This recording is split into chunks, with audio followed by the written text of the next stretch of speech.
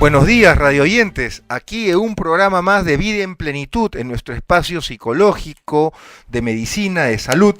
Y acá en la co-conducción, Nadia Lozada, su servidor, el doctor Hugo Lozada. Y ahora tenemos un invitado que nos va a tratar un tema muy interesante. Es el doctor Omar Vallejos. Él es jefe del servicio de medicina y rehabilitación del Instituto Nacional de Enfermedades Neoplásicas, que tiene una labor bastante encomiable y una labor bastante compleja también por otro lado, y él nos va a explicar en qué consiste su labor, su trabajo dentro del instituto y en realidad en qué consiste el trabajo de un médico de medicina física y de rehabilitación, que es lo que nosotros debemos conocer, porque ustedes tienen que saber que medicina física y rehabilitación es una especialidad también de la medicina. Buenos días, doctor Vallejos, su saludo para nuestros radioyentes. Buenos días, doctor Lozada, agradeciendo de antemano por esta invitación y haciendo un saludo a todos sus oyentes. Bueno, acá vamos a empezar pues con las preguntas. A ver, Nadia, a ver, ¿cuáles son tus inquietudes? Bueno, de nada, buenos días a todos nuestros radioyentes. La primera pregunta básicamente es, de hecho es de interés para el público en general, básicamente ¿en qué consiste la medicina física y rehabilitación? Bueno, la medicina física y rehabilitación es una especialidad que tiene, por ende, de realizar promoción, prevención, diagnóstico y tratamiento de todas las discapacidades que puedan presentar diversas enfermedades y diversas patologías asociadas en integrando a todas las especialidades adjuntas, ¿no? ¿Cómo qué especialidades, por ejemplo? Dentro de ellas, por ejemplo, la especialidad de traumatología, reumatología, neurología, oncología, pediatría, todas ellas, ¿no? Incluso algunas más, ¿no? Todas las áreas de cirugía, en las partes de cirugía de cabeza y cuello, ginecología, en realidad es prácticamente todas las especialidades tienen de una u otra forma una relación con la parte de medicina física y rehabilitación. Ya. O sea, vale decir que en realidad la medicina física y rehabilitación es de alguna manera una especialidad muy importante de apoyo a todas estas especialidades, ¿no? Específicamente sí, es un servicio, es una especialidad de apoyo para todas las especialidades, ¿no? Especialmente para lograr una mejor calidad de vida de los pacientes, ¿no? ¿Y es una especialidad joven o es una especialidad bastante antigua? ¿Qué nos puede decir algo de la historia de la medicina física y rehabilitación en el Perú? Porque a veces nosotros lo que a veces escuchamos es normalmente la parte, el que desarrolla una actividad de rehabilitación, pero si bien es un profesional, no es un médico. Y a veces tenemos nosotros que diferenciar con el terapista, ¿no? Sí, lo que pasa es que la especialidad de medicina física y rehabilitación en el Perú ya tiene aproximadamente 35 o 40 años, ¿no? Qué joven. Sí,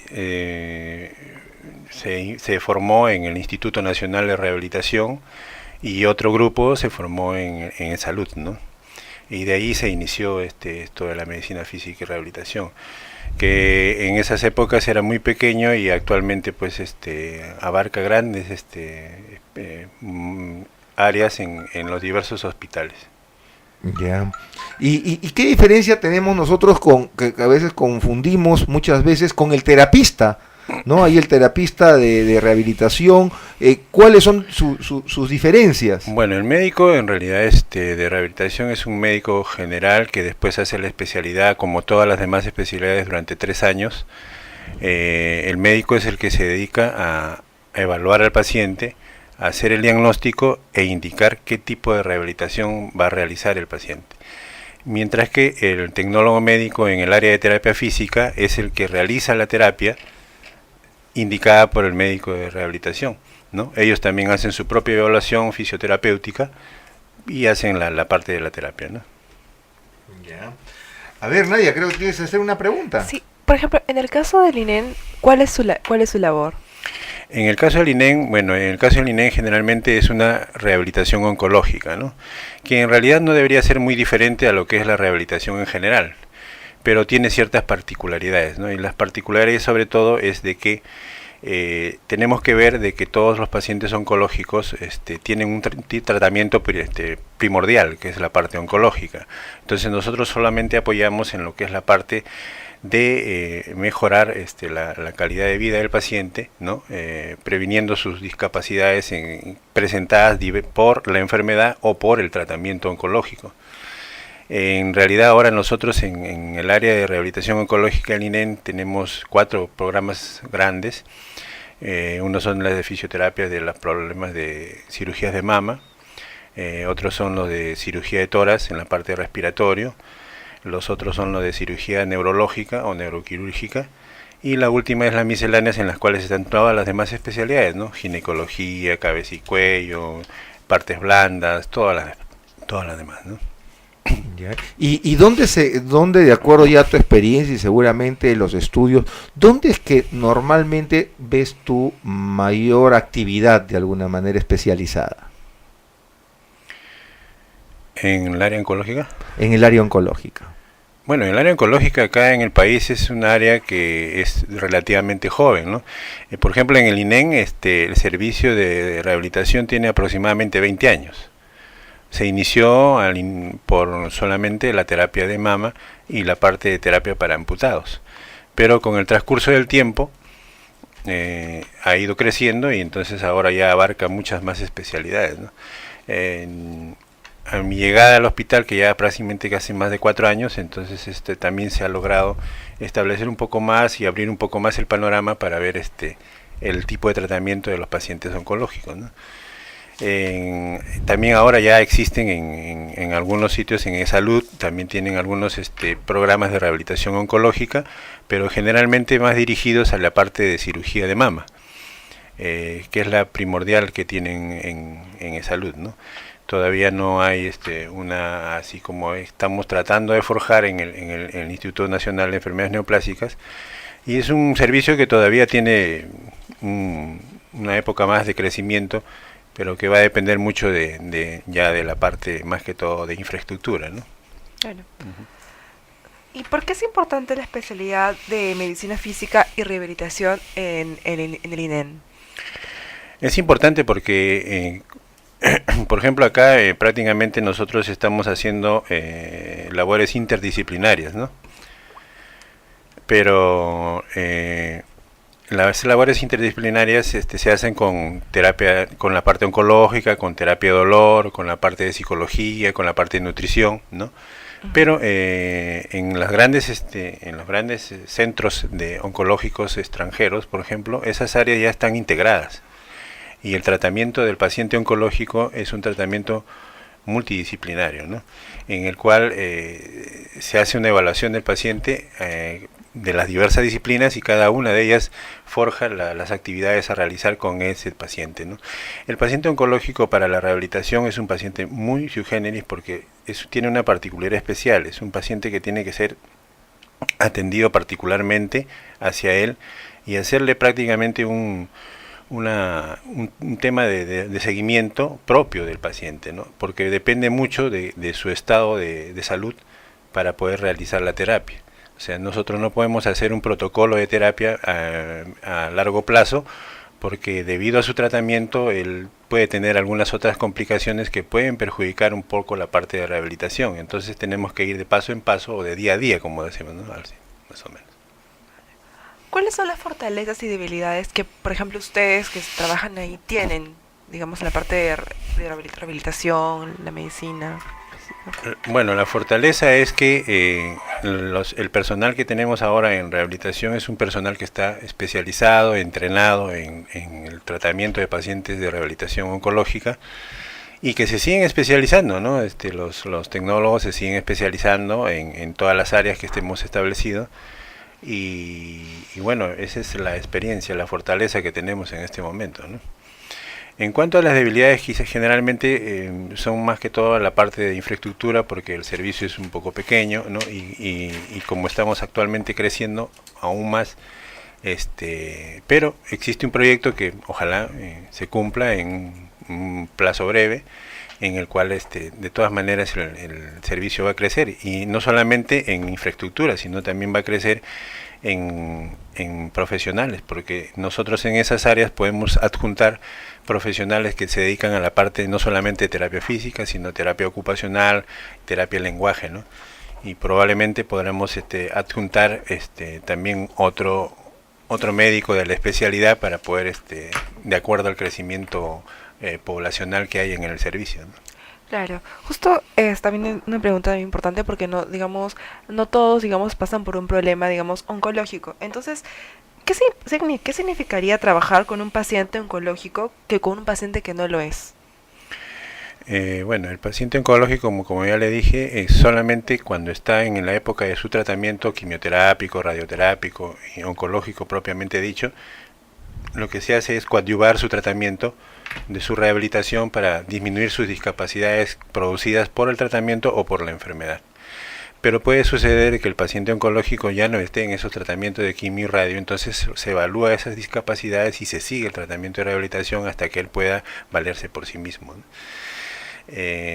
Y es diferente a un paciente que no es oncológico, porque el paciente que no es oncológico cuando se hace el diagnóstico de un problema de discapacidad por rehabilitación, entonces se hace un programa establecido de rehabilitación que va a depender de acuerdo a la patología que lleva, ¿no? En ello sí, el programa es establecido en cuanto a tiempo, frecuencia y tipos de tratamiento, ¿no? En el caso del tratamiento, muchas personas se preguntan sobre su duración. ¿Cuánto dura el tratamiento? ¿Puede ser eterno? No necesariamente, ¿no? O sea, existen diversos tipos de terapia, especialmente, por ejemplo, en la terapia de dolor, cuando no es un paciente oncológico, es una terapia que coadyuva el tratamiento de dolor y puede durar de acuerdo a un promedio de un mes o 15 días, de acuerdo al tipo de patología que tenga. Existen otras discapacidades que sí son permanentes y que de repente requieran un tiempo mayor en cuanto a rehabilitación, pero siempre llega al final a un tope en el cual uno llega a lograr un máximo de eficacia en cuanto a su tratamiento de discapacidad, ¿no? Y ya se le enseña al paciente a realizar sus actividades de acuerdo a su discapacidad que tiene, ¿no? Correcto. ¿Y es costoso el tratamiento? En algunos casos sí, pero bueno, ahora con el nuevo programa de Esperanza que existe en el INEM, pues el costo para los pacientes que tienen el servicio de SIS, ¿no? De Seguro Integrado de Salud, es gratuito, ¿no? Entonces, o sea, digamos, varía. sí, bueno, exactamente. O sea, ¿Y existen diferencias en los tratamientos que uno lleva con los niños, con los adolescentes, con el adulto joven, con el adulto mayor? Sí, claro que sí. La fisiología de cada una de las edades es totalmente diferente y el tratamiento también, ¿no? En los niños son más especiales para el tratamiento porque uno tiene que tener la habilidad de poder llegar hacia él y que él pueda aceptar el tratamiento, porque como bien sabemos, el tratamiento de rehabilitación es un tratamiento prácticamente de contacto, en el cual hay que tocar al paciente para poder hacer la terapia, ¿no? En cambio, en los adultos es un poco más dirigido. ¿Por qué? Porque ya el adulto puede colaborar, ¿no? Con ciertas excepciones en las cuales se tienen de repente algún adulto que tenga trastorno del sensorio o algo por el estilo, ¿no? Perfecto. Bueno, vamos a pasar a un breve espacio y regresamos con Vida en Plenitud con nuestro invitado, el doctor Omar Vallejos, que él es jefe del Servicio de Medicina Física y Rehabilitación del Instituto Nacional de Enfermedades Neoplásicas. Volvemos.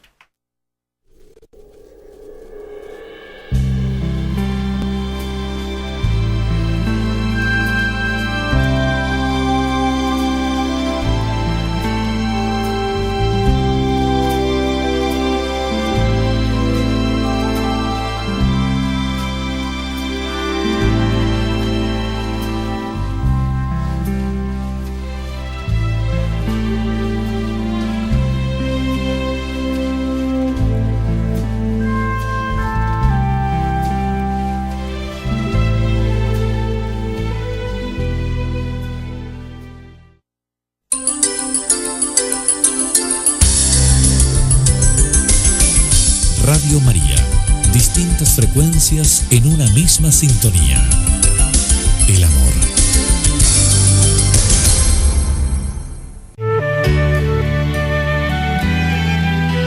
Ven a gozar de la paz que buscas. La encontrarás aquí en Radio María. Radio María, una voz amiga que te ayudará a vivir la paz en el amor.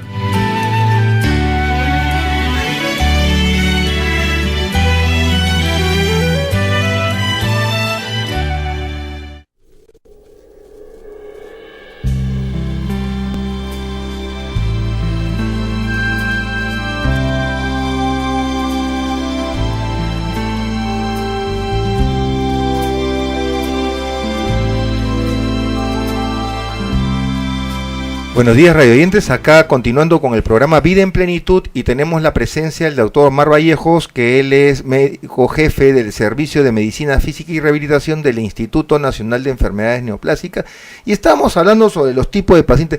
Doctor, y una pregunta: ¿desde qué edad una persona puede entrar a un programa de rehabilitación?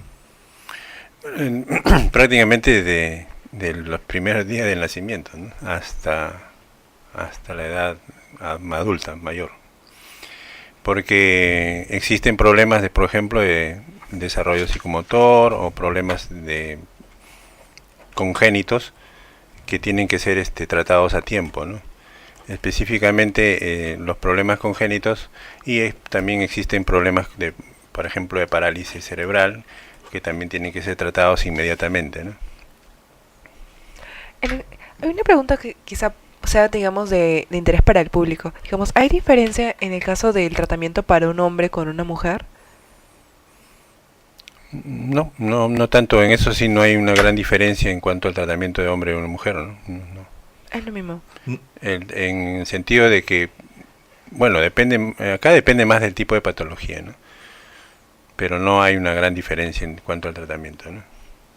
¿Y cuál de los tratamientos, en este caso, por ejemplo, es el más costoso que usted haya visto en la práctica o que se esté de alguna manera registrada, ¿no? En el caso oncológico me refiero, ¿no? En el caso oncológico... Sí. ¿Cuál es el tratamiento de repente más complejo, más costoso que se tiene? O de repente la figura es de que puede ser muy complejo, pero no muy costoso, ¿no? ¿Qué es lo que se encuentra en la realidad en nuestro medio, en el instituto? En realidad el costo no es tanto, porque en los pacientes oncológicos generalmente lo que se realiza es la parte de terapia física, más que todo manual, ¿no?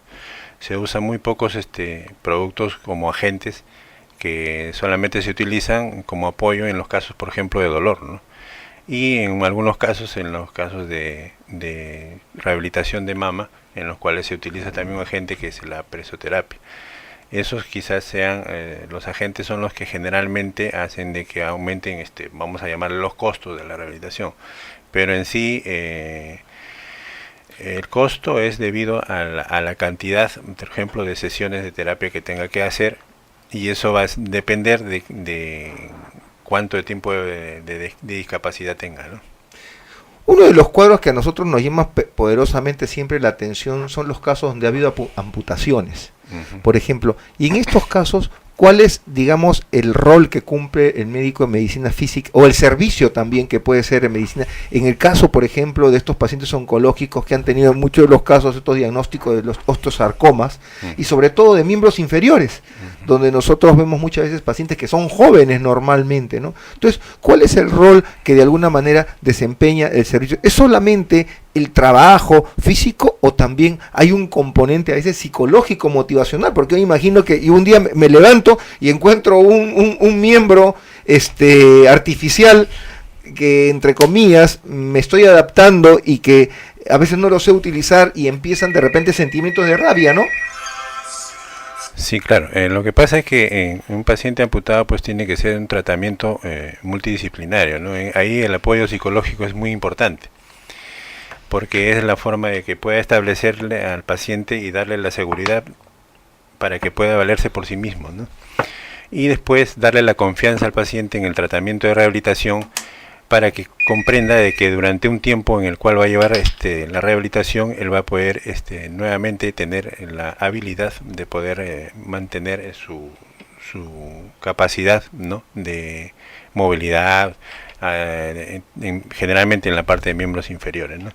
En cuanto a lo de tratamiento, por ejemplo, protésico, que es lo que más o menos creo que están eso se tiene que evaluar con mucho cuidado, porque debido a que por el tipo de patología que es, hay que ver el tiempo y la forma de tratamiento que va llevando el paciente, y de acuerdo a eso se establece si verdaderamente puede o no ser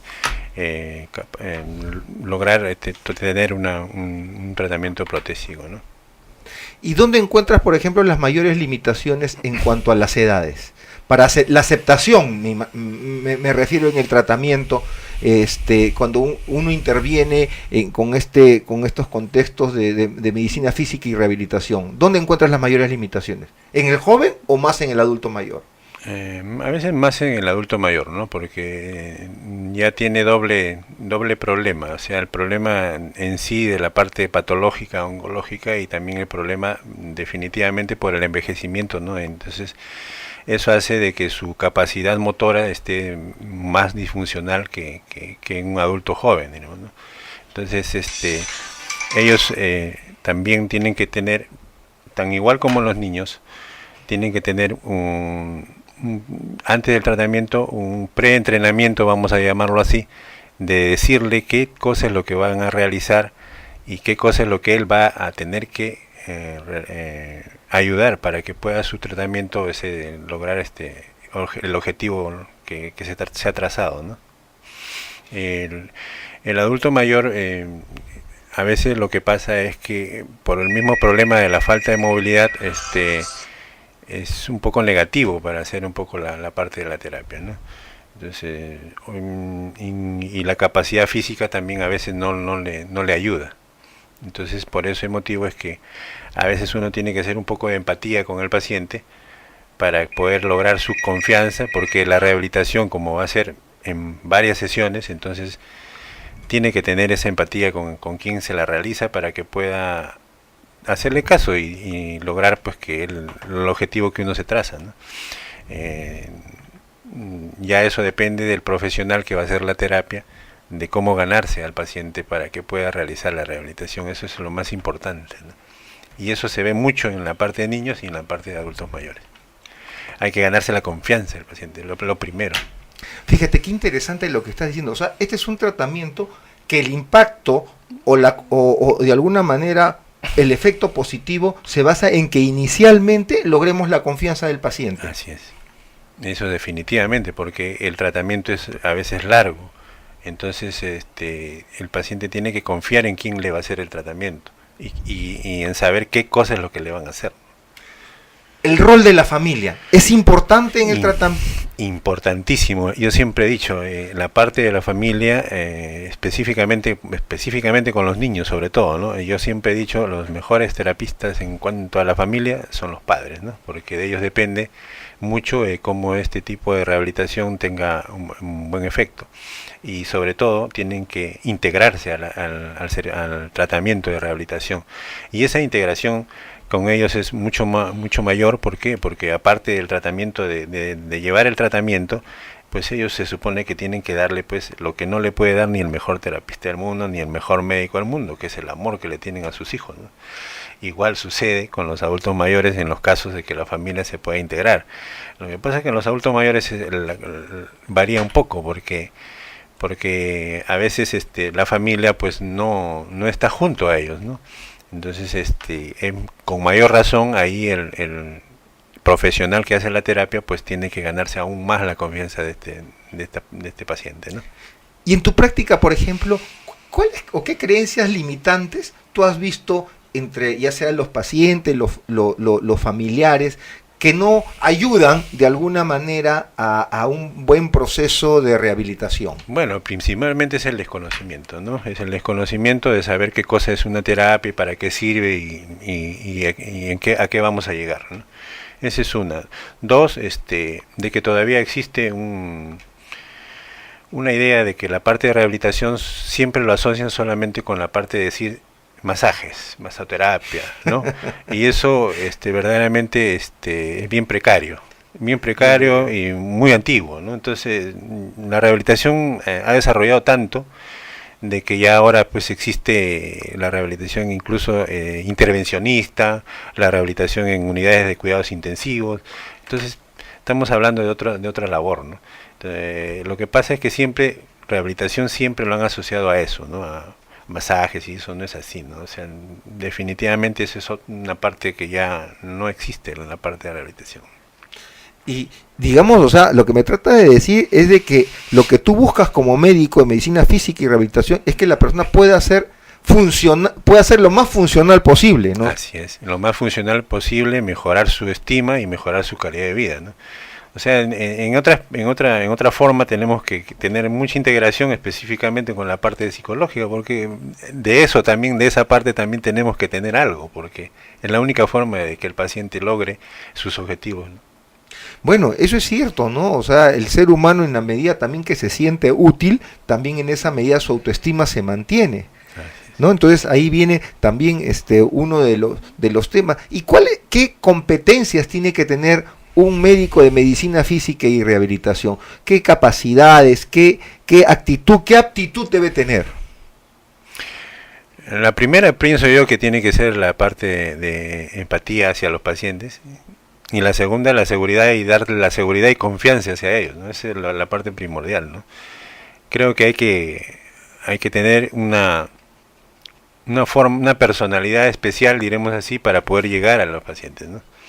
No podemos ser tan serios como dicen, ¿no? Entonces es la única forma de poder llegar al paciente, y sobre todo pienso yo que, como todas las especialidades, siempre darle una pequeña explicación en la primera vez que uno lo ve, ¿no? Y en cuanto, por ejemplo, el INEN en sí, ¿tenemos que nosotros envidiar a otras realidades, o el servicio de medicina física y rehabilitación es bastante competente? O como muchas veces escuchamos en todos los hospitales, ¿no? Adolecemos de muchas cosas, hacemos todo lo posible. ¿Cuál sería realmente tu juicio de lo que encuentras para poder dar la atención al paciente oncológico? Bueno, en cuanto al servicio del INEM, pues no hay un punto comparativo acá en el país, porque no hay algún otro servicio que tenga lo que nosotros tenemos. A pesar de que nosotros todavía tenemos ciertas restricciones todavía, pero aún así seguimos siendo regentes en cuanto a lo que es el país, ¿no? Probablemente esté en un periodo de incubación, vamos a llamarlo así, para lograr un crecimiento posterior, que de hecho que va a ser necesario, porque ya también existen institutos de oncológicos en otras ciudades, y por lógica también en algún momento seguramente estos servicios también van a tener unos servicios de rehabilitación oncológica, ¿no? A eso es el objetivo. El objetivo es de que a partir del INEN la rehabilitación oncológica sea más conocida, y entonces sea más útil, como debe suceder, porque tú sabes que las enfermedades neoplásicas pues han tenido un crecimiento exponencial durante estos años, ¿no? Entonces ahora existen mucho más pacientes, además el tratamiento se ha mejorado, y por lo tanto el tiempo de sobrevida de los pacientes también ha aumentado. Entonces lógicamente esto hace de que también sus discapacidades tengan que ser mejores tratadas, y van a tener mayor tiempo para poder realizar el tratamiento, ¿no? Bueno, vamos a dar un breve espacio y volvemos con Vida en Plenitud. Nuestro invitado, el doctor Omar Vallejos, que es jefe del Servicio de Medicina Física y Rehabilitación del Instituto Nacional de Enfermedades Neoplásicas. Ya volvemos.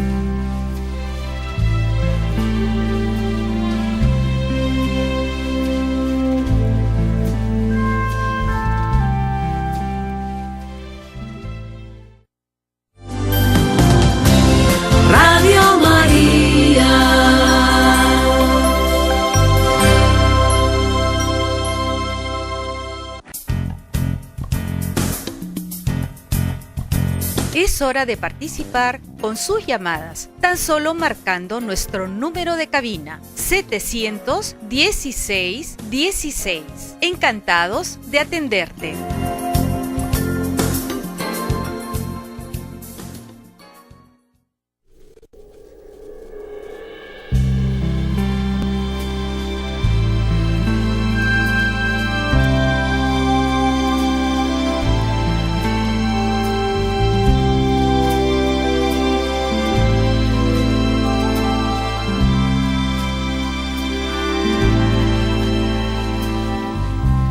Buenos días, radio oyente. ¿Cuál es su nombre, por favor, y cuál es su pregunta? Bueno, doctor, mi nombre es Rosa, y mi pregunta es la siguiente. Bueno, tengo mi niño que nació con hipotonía y hiperlaxitud. Ahorita tiene 8 años y bueno, él hizo terapia desde 3 meses porque tenía, bueno, varias cositas, ¿no? Ustedes como médicos saben que tenía, como los niños hipotónicos, ¿no? Entonces ahorita tiene 8 años y a veces usted que es psiquiatra y psicólogo, entonces yo lo llevo a terapia, pero él siente y sus niños, sus compañeritos lo ven un poco más débil. Entonces, yo quería saber, yo sé que lo que creo que tengo que hacer es que él asuma esa como que debilidad, ¿no? Porque él cuando se para, por ejemplo, se para agarrándose de la pared y otras cositas, ¿no?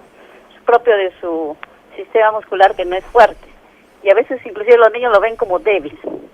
Entonces quiero saber qué me aconsejan a mí para decirle a mi hijito que asuma eso, porque eso es lo que creo que él debe hacer, ¿no? Asumir que él es eso y es inteligente a la vez, pero ¿qué me ponían a decir a mí como madre para mejorar su autoestima?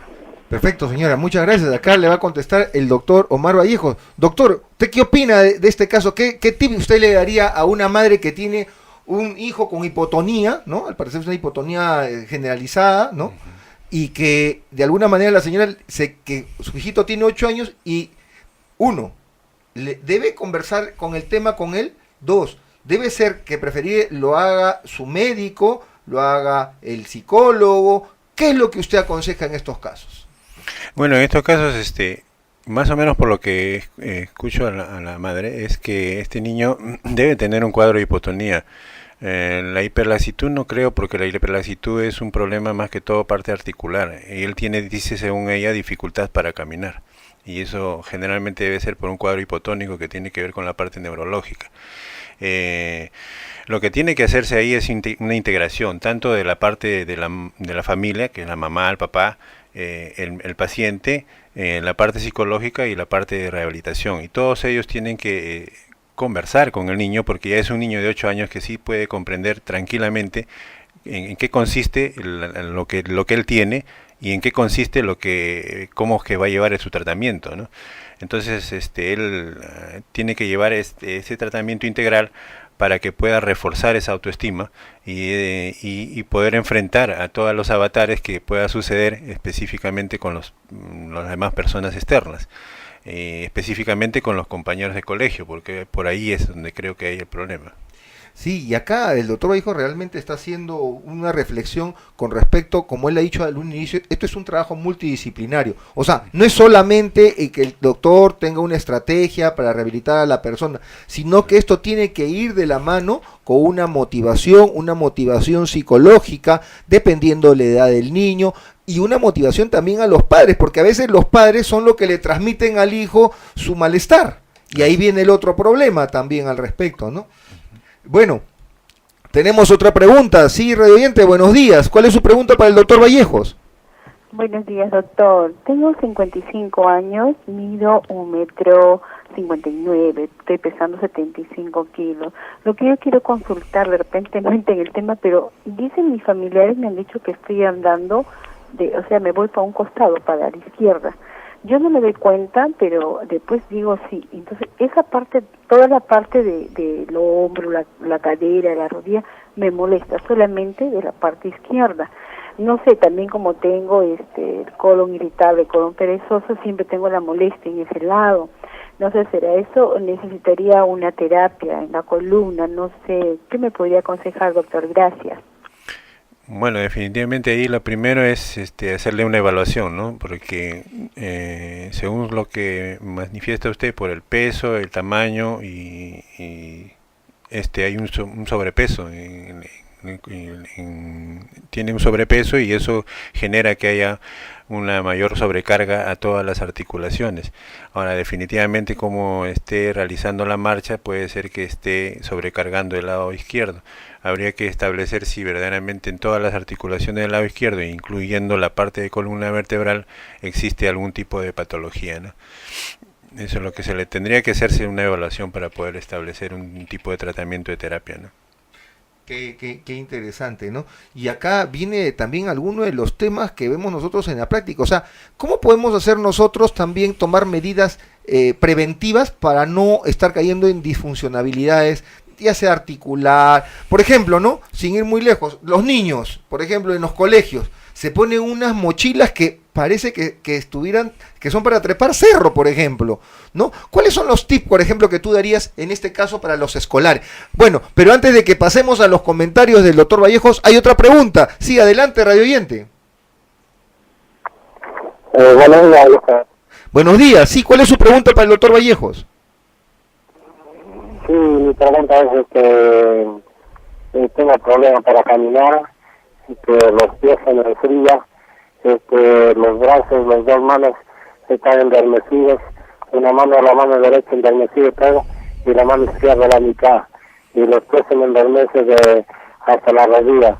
Y yo tuve un tratamiento en Lima, en el Instituto de Ciencias Neurológicas, ahí me hicieron una cirugía, pero no me sirvió en nada. El doctor prácticamente me engañó, me estafó, solamente lo hizo por el dinero, no tuve ningún resultado.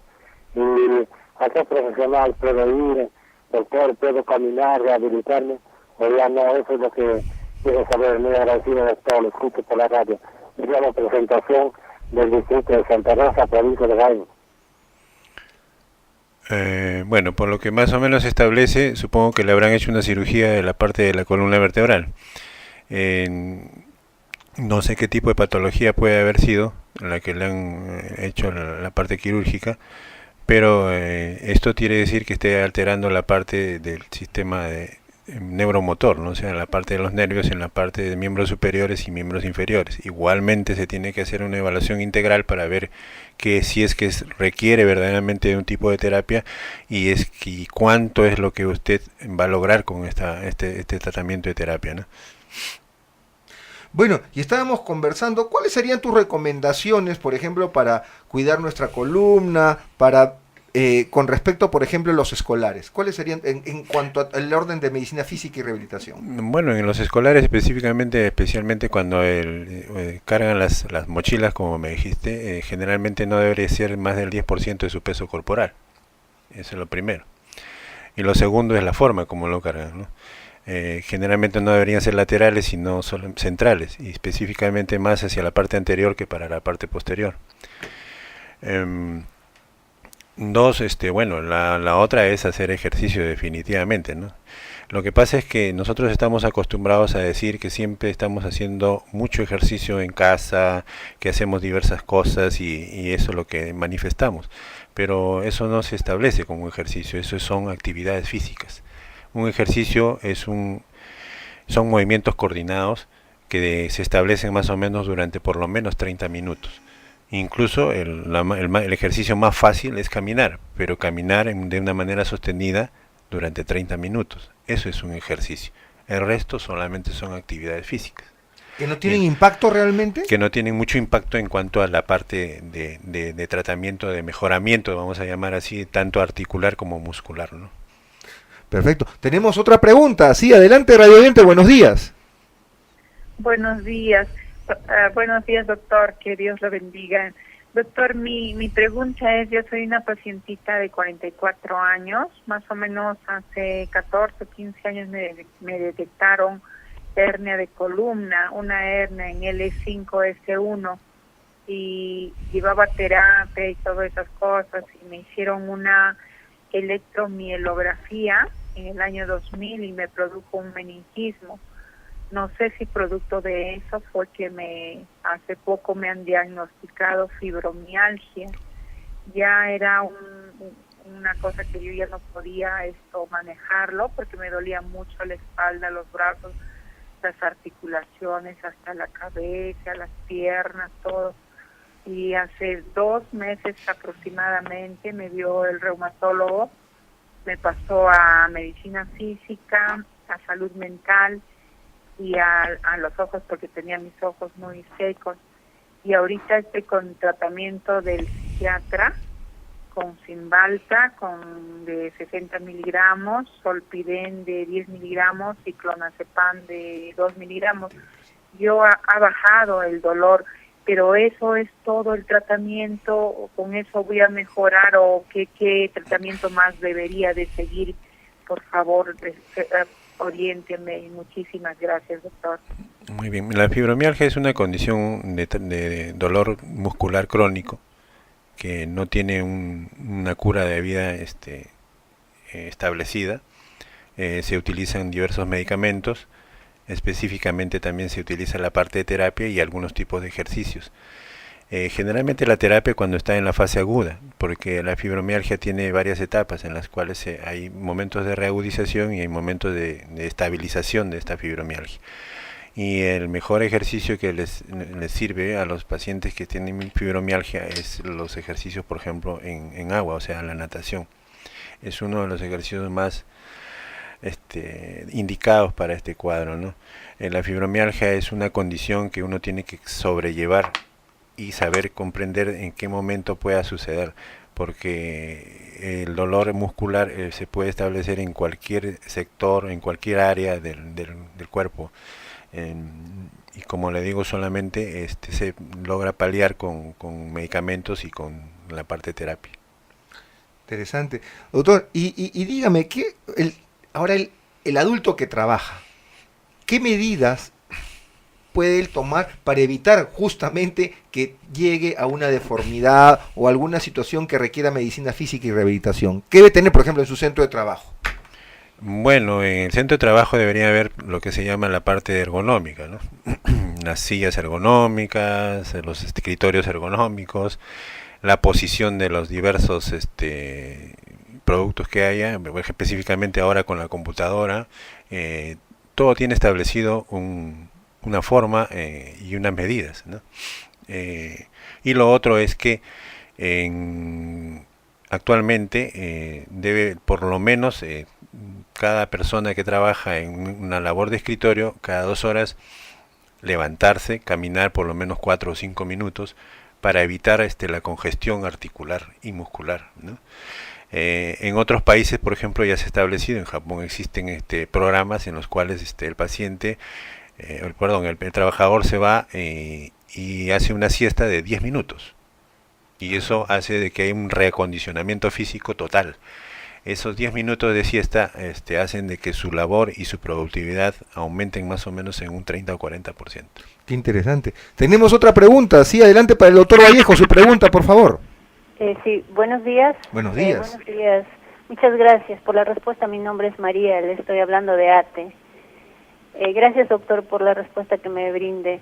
Mire, yo también tengo un problema de hernia en la columna y me mandaron en rehabilitación por 10 días. Mejoré bastante, pero de nuevo, bueno, ya pasó regular meses, como ya más de 9, 10 meses de la rehabilitación que tuve, pero nuevamente me está viniendo el cansancio, como si tuviera dificultad a veces hasta para pararme.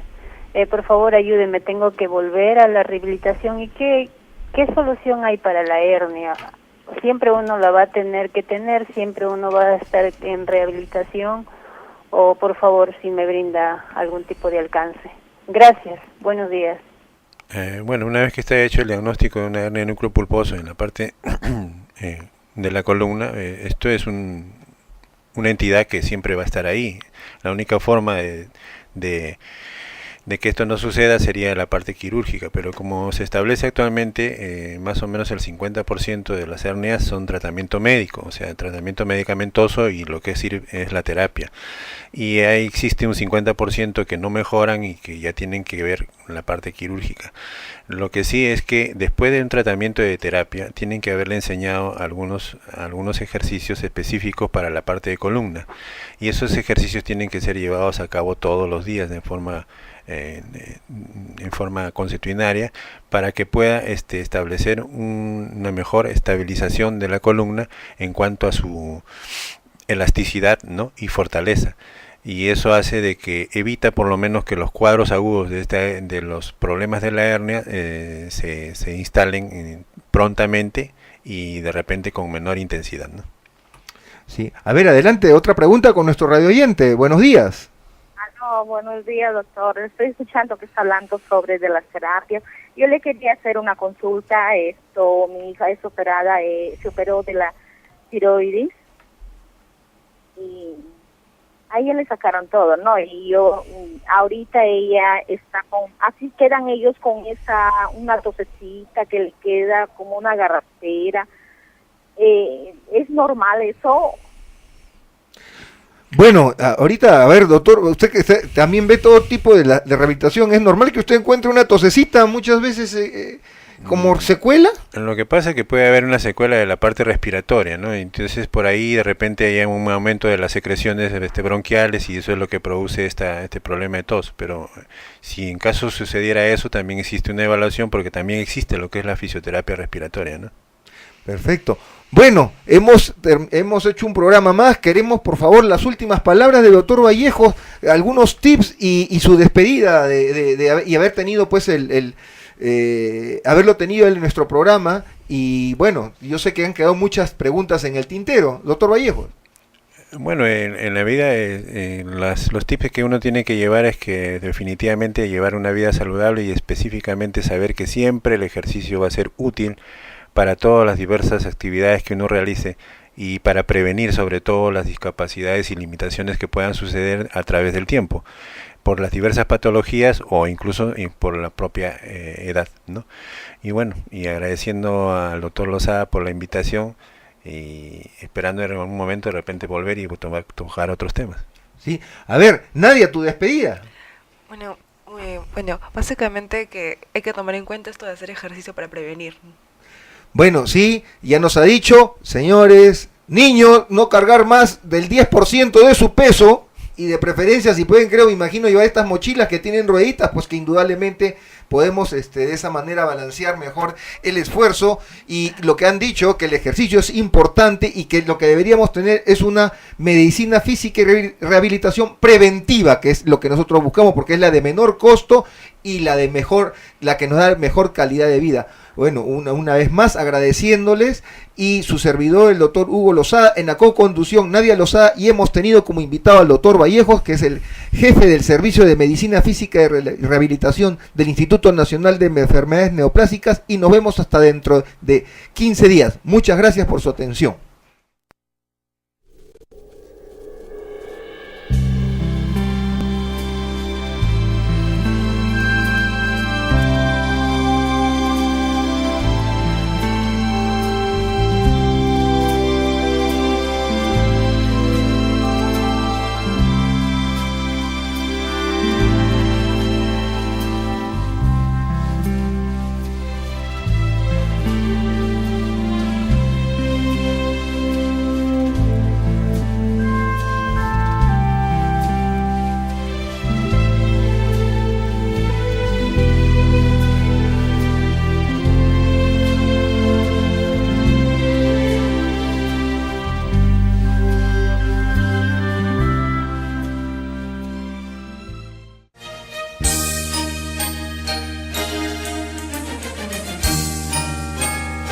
Has estado en sintonía de Vida en Plenitud. Un espacio pensado para ti en Radio María.